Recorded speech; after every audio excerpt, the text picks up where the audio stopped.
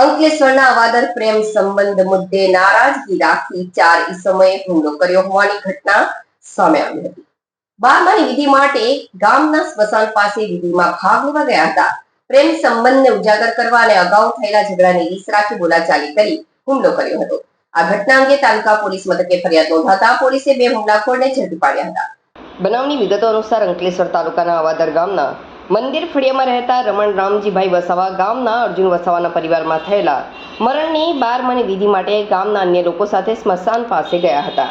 તે સમયે ગામના હસમુખ વસાવા અને તેના ભાણેજ ગણપત વસાવા ત્યાં આવ્યા હતા।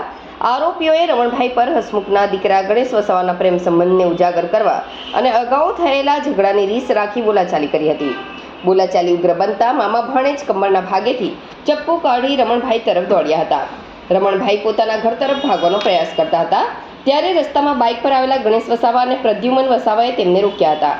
ગણેશ અને પ્રદ્યુમને રમણભાઈને હાથમાં પહેરેલા કડે વડે માર માર્યો હતો, જ્યારે હસમુખ વસાવાએ કમરના ભાગે પથ્થર માર્યો હતો। આરોપીઓએ રમણભાઈને જાનથી મારી નાખવાની ધમકી પણ આપી હતી। આ મારામારી અંગે અંકલેશ્વર તાલુકા પોલીસે ગુનો નોંધી તપાસ હાથ ધરી હતી। પોલીસે આ મામલામાં ગણપત વસાવા અને ગણેશ વસાવા નામના 2 આરોપીઓની ધરપકડ કરી કાયદેસરની કાર્યવાહી શરૂ કરી છે। મારું નામ વસાવા પુષ્પાબેન પંકજભાઈ છે, રહેવાનું મારે નવા દીવા।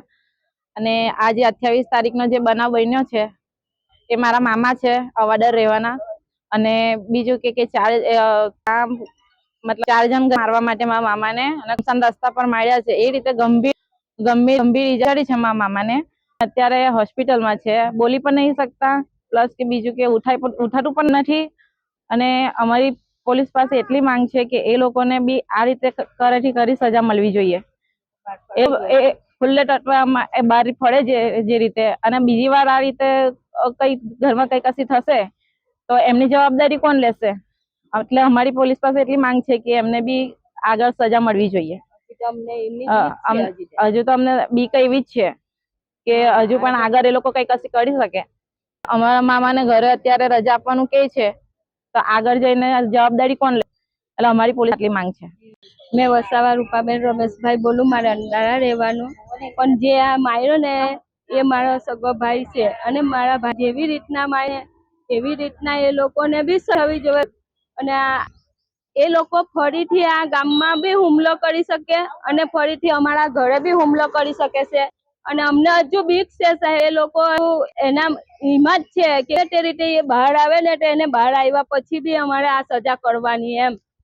હવે અમારે શું કરવું? એ લોકો બહાર ફરે, એમને બહાર ફરવા દેવા જેવા જ નથી। અમારે બહાર નીકળે એટલે અમારે અહીંયા ગામમાં રહેવા દેવાની માંગ જ નથી અમારી।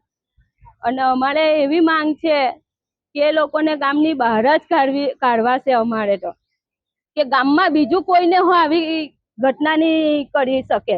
અને બહુ જણને એ લોકો ઈજા પહોંચાડી શકેલા છે, અને પાછળથી એ હુમલો કરે છે। આગળથી હુમલો કરતા હોય તો કોઈ બી 2 માણસ જોવે અને એ કરે છે, દગામાં મારી જાય એ નહીં ચાલે સાહેબ।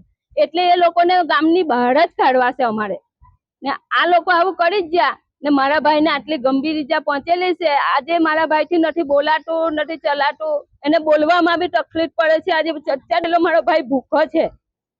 હા, એના નાના છોકરા છે, એને કોણ એ કરશે ભાઈ? મારે એવી જ માંગ છે કે મારે એ લોકોને અહીંયા ગામમાં રહેવા જ નથી દેવા, અને આનાથી ડબલ સજા થવી જોઈએ। એમને કરી સજા મળવી જ। ભરૂચ એસપી સાહેબ પાસે અમારી એવી માંગ છે કે એને પૂરામાં પૂરી સજા મળી શકે।